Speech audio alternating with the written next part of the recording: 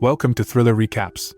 Today, I am explaining the movie, Some Like It Rare, explaining every scene as it happens. Watch till the end, and please like, share, and subscribe if you enjoy this. The movie opens in an abattoir. Vincent, the owner, is seen massaging meat while his customer, Mrs. Coingard, and her husband wait patiently. The abattoir is struggling, and the couple is not pleased. As Mrs. Coingard leaves, her husband complains about the service. Suddenly, a group of vegans wearing animal masks bursts in, throws red paint on Vincent and his wife, and damages their property. Vincent chases them down, catches one, and removes his mask before the others rescue him.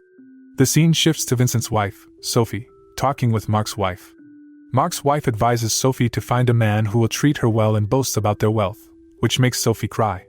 The two families have lunch together, but the steak is so bad that even the dog refuses to eat it. Despite this, the rich couple continues bragging about their success.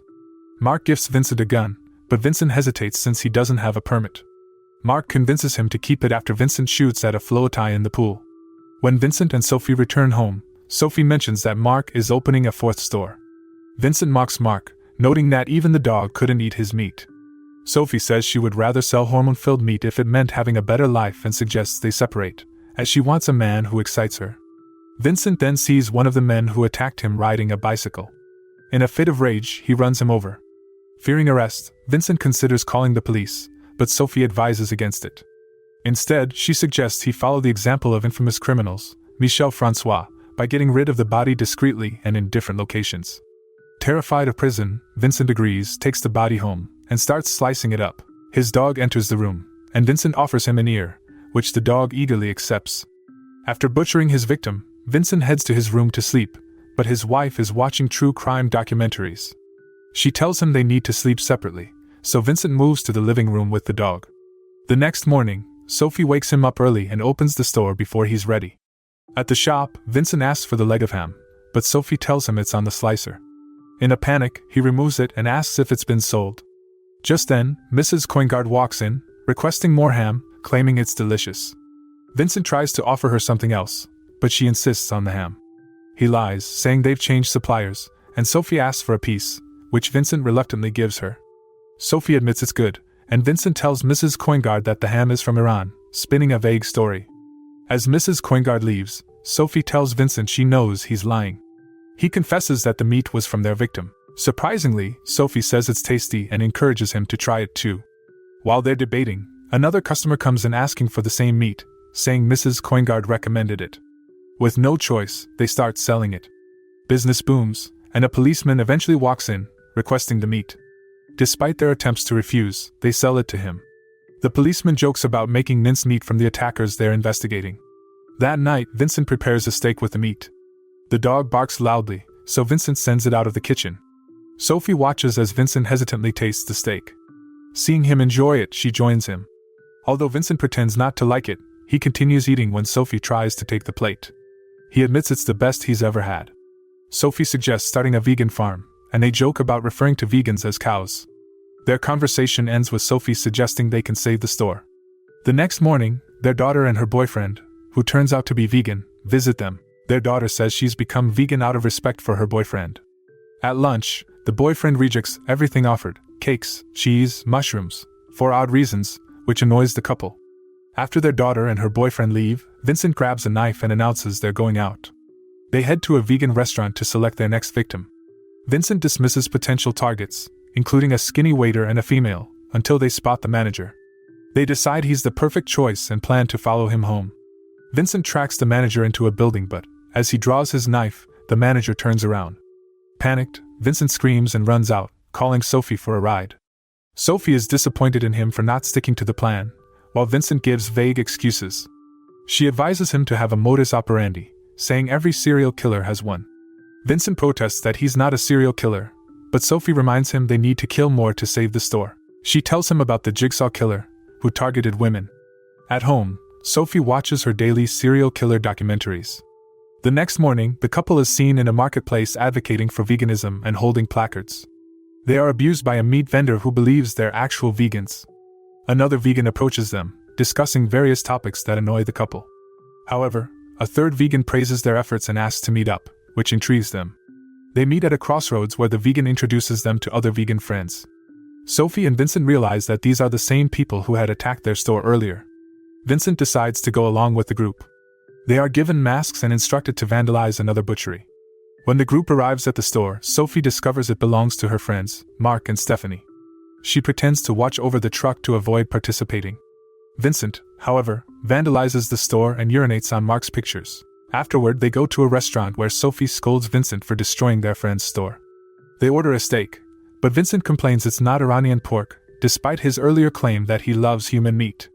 Sophie accuses him of always backing out when things get tough and jokingly suggests he should be eaten instead. This angers Vincent, and he threatens her before storming out. As he leaves, a waiter approaches Sophie, and they discuss various serial killers. Later, the waiter drops Sophie off at home and discovers she works as a butcher. He confesses he is vegan, which sparks Sophie's interest. When she asks why he works in a meat restaurant, he explains it was the only job available when he was broke. The waiter then flirts with Sophie, and they kiss, but she accidentally bites his tongue, causing him to bleed. He angrily pulls away, calls her a butcher, and leaves. Sophie immediately apologizes to the waiter and invites him inside to clean up. He agrees and enters their home. Vincent, seeing this, becomes upset. As the waiter heads to the bathroom, Vincent confronts Sophie about bringing another man home. She explains that he's an Iranian vegan. Sophie reveals that she bit the waiter's tongue during their kiss, which angers Vincent further. To vent his frustration, Vincent heads to the kitchen, grabs a knife, and starts sharpening it, talking about turning the waiter into sausage. He soon changes his mind, thinking it might toughen the meat, and tells Sophie to relax the waiter. Sophie agrees and begins to massage him, then excuses herself to fetch a basin for his feet. Sophie finds Vincent drinking in the kitchen and learns he can't bring himself to kill the waiter. Stress builds, and Sophie decides to stay with Mark and Stephanie until Vincent finds an apartment. She tells him that if he truly loved her, he wouldn't hesitate. Sophie then asks Vincent to get the waiter out of the house. When Vincent checks the lounge, he finds the waiter naked and wearing a condom. The waiter taunts Vincent about sleeping with his wife, which provokes Vincent to hit him across the face. Vincent then grabs a vase and uses it to kill the waiter. As Sophie emerges and questions why the waiter was naked, she suspects it's Vincent's modus operandi. They hear a knock at the door, and Vincent quickly goes to clean the blood off his face while Sophie tries to act normal. Their daughter walks in, upset that her boyfriend doesn't trust her and believes she still eats meat because her parents are butchers. As she speaks, Vincent hides the body. He sends her away, telling her to apologize to her boyfriend and stop eating meat. After their daughter leaves, Vincent and Sophie clean up the blood and dispose of the bike. This shared task brings them closer. The next morning, Mark and Stephanie call, boasting about their plans to find the vandal. The policeman, tired of their boasting, pulls Vincent and Sophie aside and asks if they have Iranian pork. The couple returns to work and quickly sells out of their meat, with many more customers wanting to buy. They promise to have more the next day. Later, they go hunting for new victims, targeting vegans. They gain access to the vegan shop manager from earlier and continue killing vegans, processing them into meat, and selling it out rapidly. They even pretend to be vegans to lure in more victims. This activity brings them even closer, and they refer to their hunts as vegan hunting. On one of these hunts, they meet a plump lad named Winnie.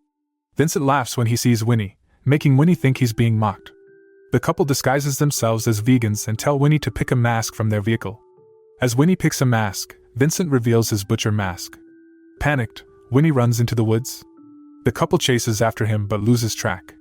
Sophie then calls Winnie's phone to track him. When they find him, Winnie tries to escape but collapses from a heart attack. The couple catches up and Vincent decides Winnie is ideal for their plans because of his size. Sophie jokes that he should have been called Piglet. The next morning, the couple visits Mark and Stephanie, serving them Winnie's meat. Mark comments that it tastes good, and Stephanie agrees.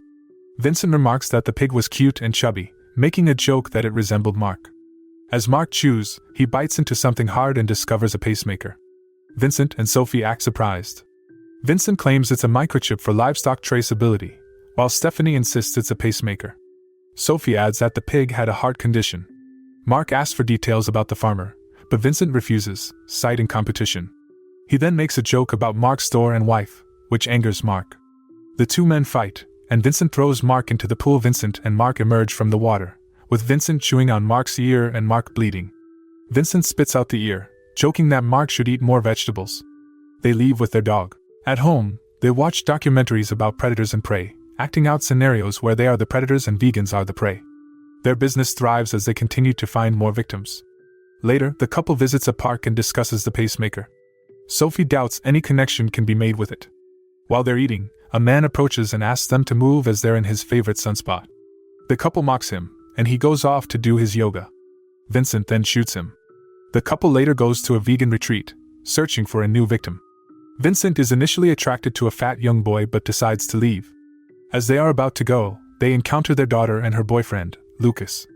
Lucas is surprised they're at a vegan event despite being butchers. He accuses them of orchestrating the disappearance of vegans. As they talk, the vegan who had them vandalize Mark's store watches, realizing they are butchers. The couple decides to leave, but Sophie spots a black woman and suggests trying her as meat. Vincent agrees, and they kill her. Back home, while Vincent tries to butcher her leg, his knife breaks. He goes outside for a new knife when he hears knocking at the door. It's the police, asking about Iranian pork. Vincent says they're out of pork. As the police leave, Vincent's dog brings out the woman's hand. Vincent scolds the dog and then tells Sophie the police are getting suspicious. He says he's discarded the body just like Michel Francois. Sophie tells Vincent they're about to beat Mark's record, and it would be a pity to stop now. Vincent argues that they need to stop before things gets out of hand. While they argue, Lucas, their daughter's boyfriend, arrives. He apologizes for his behavior at the trade fair, praises their daughter, and expresses concern that he might be losing her. Sophie tells him to relax and asks Vincent to bring something to calm him, but Vincent refuses and sends Lucas away. After Lucas leaves, Sophie and Vincent argue, and Sophie insults Lucas. Vincent tries to explain, bringing up Winnie and how he was teased at school and could not stand up for himself. He blames Sophie for wanting to eat her son-in-law and a 9-year-old boy. Sophie remains unmoved and claims she hasn't killed anyone. Vincent then announces he's done with Iranian pork. Sophie returns to watch her documentaries, which is about killers, while Vincent sleeps in the living room with their dog. The next morning, a long queue forms for Iranian pork. Vincent announces they will no longer sell it as the farmer has retired. As the customers leave, Vincent and Sophie argue again. Frustrated, Vincent walks out, leaving Sophie alone. While Sophie is cleaning, vegans took her away. Later, as Vincent returns home, his dog leads him to the vegan truck. Realizing what happened, Vincent acts quickly. He rescues Sophie, with his dog attacking one of the men and Vincent stopping the only woman among them by throwing a knife at her. Their leader injures Vincent in the chest, but Sophie, now free, manages to stop him by attacking. The scene shifts to a documentary, which says they ate about 30 people in 3 months. Mark and Stephanie mention their suspicion was raised by the pacemaker. The couple receives a life sentence. Please like, share, and subscribe.